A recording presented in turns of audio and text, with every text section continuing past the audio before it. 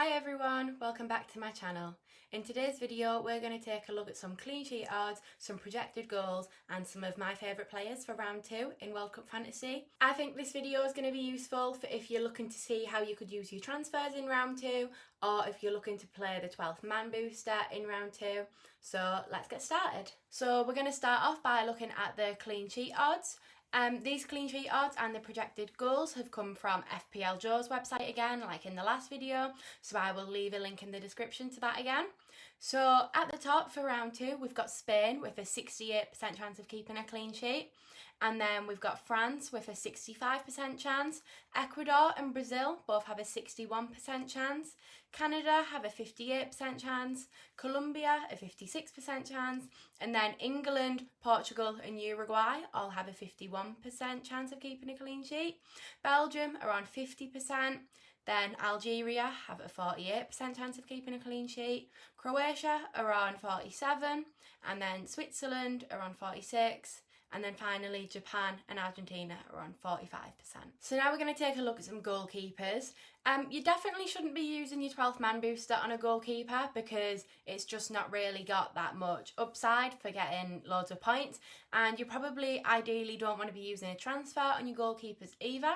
The only reason I'd look to use a transfer on my goalkeepers is if both of them were to get injured, leaving you with no goalkeepers for the round, then I would look to bring one in so you have at least one you can play. But other than that, I wouldn't look to make a transfer. But if you are in a scenario when you need to make a transfer on your goalkeeper, then these are the three I would be looking at. So first, we've got Livakovic from Croatia. He's priced at 4.5 million and he's only 1.5% owned with 47% chance of keeping a clean sheet. Livakovic is actually who I ended up with in my team as one of my goalkeepers because I thought the likes of Galindez and Crepeau that we're going to get onto weren't going to stay under 5% owned. So to save myself having to stress about whether we were going to say under 5% or not, I just went for one goalkeeper with good clean sheet odds in match day 1, who was Nyland from Norway. And then for my second goalkeeper, I went for Livakovic from Croatia because of the clean sheet odds for round 2. The next goalkeeper I like is Galindez from Ecuador. So he's priced at just 4.2 million. His ownership is 4.8%. He does have the highest clean sheet odds on this list at 61%. But with that ownership at 4.8%, if there are any goalkeepers that are going to make the jump up to 5% by the next deadline, Galindez is probably one of them. So if you're not too bothered about the scout and bonus points, then Galindez is probably the one to go for. But if you are, then I'd probably look at Livakovic again. And then the final goalkeeper I like is Crepeau from Canada. So he's priced at 4 million. So if you need a budget goalkeeper, if you can't afford Galindez or Livakovic, then this is who I'd look at. 4.7% owned, so a chance he goes over 5%. But potentially not. But with a 58% chance of a clean sheet, he looks a really good option for round 2. Okay, so now moving on to the defenders. Similar to the goalkeepers, you probably don't want to be spending too many transfers on your defenders. I don't mind maybe one transfer on a defender, maybe if you've got an injury or the clean sheet odds aren't very good for round 2, or if it helps to free up funds for some other moves, then I think defender transfer is a good idea. But I wouldn't be looking to use all your transfers and take multiple hits on defenders. But if you are going to be making a defender transfer, then these are some of the ones I'd be looking at. So first, I've got Upamecano from France. He's priced at 5.3 million and he's currently 4.8% owned, so would qualify for the scouting bonus. And with a 65% chance of a clean sheet, I think he looks like a really nice option. Should be pretty nailed to start for France. Then next on the list, I've got Kabasi from Spain. So with Spain having the highest chance of keeping a clean sheet at 68%, I definitely wanted to have a Spain defender on this list. I think ideally I would have preferred to have one of the fullbacks on the list, but Spain haven't played their round 1 match yet. But so when they have, I think it'll be easier to predict who is likely to play for them in round 2. So when I start making videos after Spain's match, I will update this list to hopefully put one of the fullbacks on there.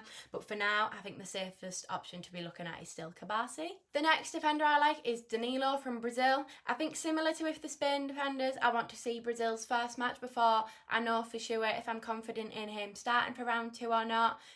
So Brazil play tonight, so hopefully after this match I'll be able to update how I feel about Danilo in my next video, but for now I think he looks like a really good option at just 0.8% owned, so definitely looks like he'll be one that will qualify for the scouting bonus, and at 4.3 million he's quite cheap as well. Next I've got Sanchez from Colombia. So the main Colombia defender that I had been speaking about before round 1 was Mojica.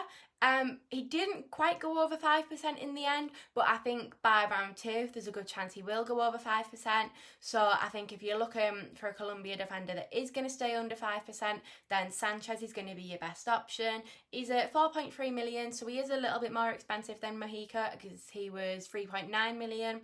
But at 1.4% owned, he is definitely going to stay under 5% and qualify for those 2 scouting bonus points. The next defender I've got on the list is Oliveira from Uruguay. He is also priced at 4.3 million. There's quite a lot of good defenders at this 4.3 million price point. That seems to be quite a popular price point for these defenders. He's 1.5% owned, and Uruguay have a 51% chance of keeping a clean sheet, so I think he looks like a good option if you need a defender around that price point. Another option at that same price point with a little bit lower clean sheet odds but potentially more attacking threat is Tagliafico from Argentina. So like I already said, 4.3 million, a little bit lower owned as well at 1.3%. Clean sheets are slightly lower at 45%.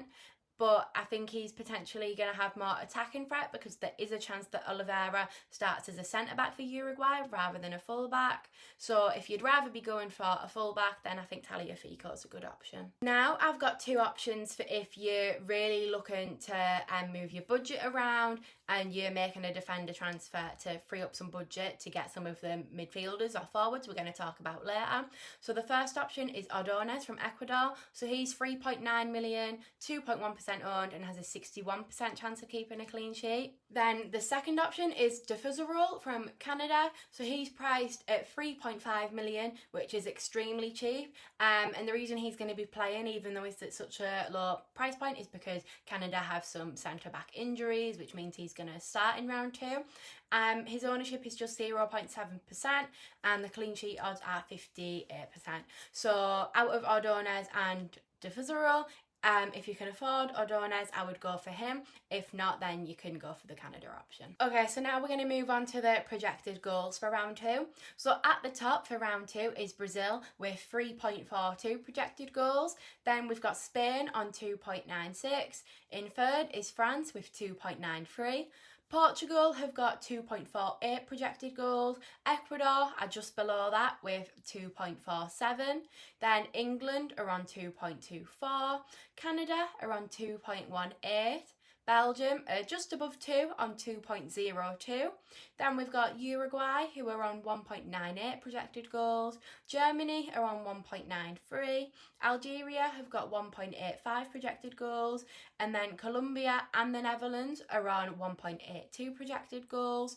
Croatia are on 1.79, Argentina 1.78, and then at the bottom we've got Switzerland on 1.75 projected goals. So now we're going to take a look at the midfielders. So this is one of the main areas that I think is a good idea to focus on for transfers, and especially the 12th man. Midfielders have got really good routes to points, with the goals being worth 6 points. There's obviously potential for assists. They get 1 point if their team keeps a clean sheet. And then they also get the chances created points, which I should add, we have had confirmed it is big chances created that counts for these points.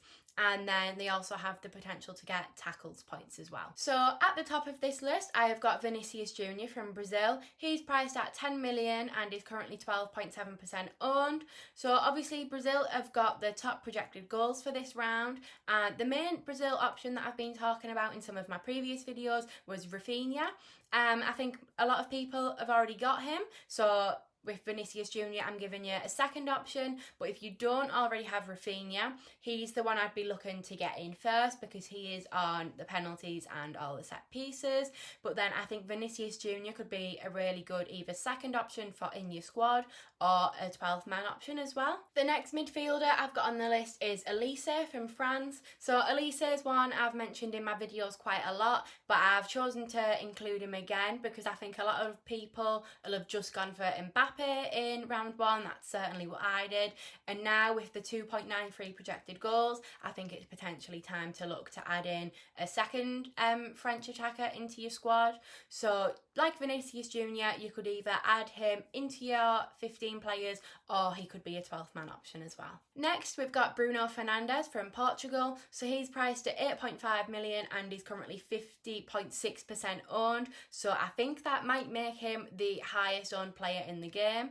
And because of that, and Portugal having 2.48 goals, I think if you don't already own Bruno Fernandes, then you should probably look to buy him for round two. Next up, we've got a group of midfielders all priced at 7.5 million. So these are De Bruyne, Valverde and Florian Wirtz.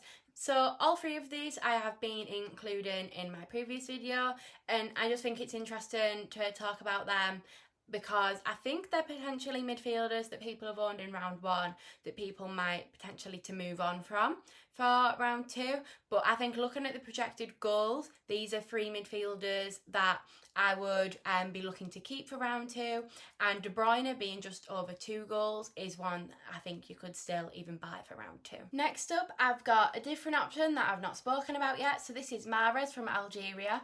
Algeria have got a really nice fixture against Jordan in round two, and this is giving them 1.85 projected goals. Mahrez should be the penalty taker and have a share of the set pieces as well. And 6.5 million with just 0.7% ownership. If you need a cheaper option for in your midfield, I think he looks to be a really nice, very different option. And then finally, I've got Rodriguez from Colombia. Very surprisingly, he stayed under 5% owned for round one at 4.7% ownership. There's probably a chance that he goes over 5% for round two, but the main reason I've got him on this list is because I think if you already own him, you should be looking to keep him for round two, because those 1.82 projected goals for Colombia in round two are still very good to be targeting. Okay, so finally we're going to move on to the forwards. So the first forward I've got on the list is Mbappe from France. He is 10.5 million and his current ownership is 49.4%. So that means most of you probably already own Mbappe, but if you don't, with France having 2.93 projected goals, then I would strongly suggest that you bring him into your team. Because I think he's the best captaincy option from France, with him being on penalties, I would suggest that you bring him into your team rather than have him as your 12th man. Then the next forward I like is Kane from England. He is 10.5 million like Mbappe, and his current ownership is 36.2%, and England have 2.24 projected goals for round two. I think a very popular transfer move, and a transfer move I'm looking at doing myself, is going to be moving Haaland on to Harry Kane, because Norway's goals significantly drop for round two whilst England's increase quite a bit. So Kane looks like a very good option to have in your team. Similar to what I said with Mbappe, I think Kane's the best captaincy option from England, so I think it makes more sense to have him as one of your 3 strikers in your 15-man squad rather than as your 12th man. The next forward I've got on this list is Oyarzabal from Spain. So I've got Oyarzabal on this list because Spain have got 2.96 projected goals for round two, so I think it's really important to have a Spain attacker in your team, and it looks like Yamal probably isn't going to play very many minutes again in round two. It looks like round one's going to be maybe somewhere between 5 and 20 minutes, and then round two could maybe get up to 30, but I still don't think that's enough to be spending 10 million on him. So Oyarzabal looks like the best option because he will have penalties when Yamal is not on the pitch. And then now I've got a few options for if you're looking for a more differential striker that's going to get that scouting bonus. So the first one I've got on the list is Gakpo from the Netherlands. So he is 7.7 million. His ownership is currently 3.9%, so it looks likely that he will qualify for the scouting bonus. And the Netherlands have got 1.82 projected goals for round two. Gakpo is the penalty taker for the side, so I think that makes him the best option. The next forward I've got on the list is Nunez from Uruguay. So he is a little bit cheaper than Gakpo at 7.5 million, and his ownership is 1.6%, so he is even more likely to qualify for the scouting bonus. And Uruguay's projected goals are 1.98. So with Gakpo and Nunez, if price isn't an issue, if you could afford both of them, then Gakpo's the option you could go for if you are a manager that cares more about having penalty takers and set piece takers and stuff like that. And Nunez is the option you can go for if you're looking more for which team has the better projections. Okay, and then the final forward I've got on my list is Enner Valencia from Ecuador. So Enner Valencia is just 5.9 million and his ownership is 0.7%. And I think this makes him a really good option for if, rather than doing Haaland to Kane, you want to do Haaland to a cheaper forward so that you can afford the midfielders that we talked about before, like Elise and Vinicius Jr. in your team. I think this works really well if you've already used the 12th man in round one, because that does make it a bit more difficult to try and afford all of the really good midfielders. So putting Enner Valencia in for Haaland should give you the budget to be able to afford the midfielders, and it also gives you a really nice differential option that has 2.47 projected goals for round two. Okay, so that is everything for my first look for round two. Hopefully that's helped you decide what players in your team you should be looking to keep and who you could be looking to sell, and then what options you could potentially bring in as well. And hopefully I've given you some good options for the 12th man if you're looking to use that as well. If you found the video useful, please give it a like and subscribe to my channel as well. My next video is going to be coming out on Tuesday, and that is going to be a wildcard draft for round two. So in that one, we're going to take a look at the clean sheet odds and the projected goals for round two and round three, and we'll put a team together based on that. So that's going to be useful if you already decided you were going for a different strategy of looking to use the wildcard in round two, or if you've ended up with loads of injuries and you don't want to take loads of hits, so you just need to get a fresh start and get a new team, then we're going to have you covered with that in my next video. So hopefully I'll see you all then for that one. Bye.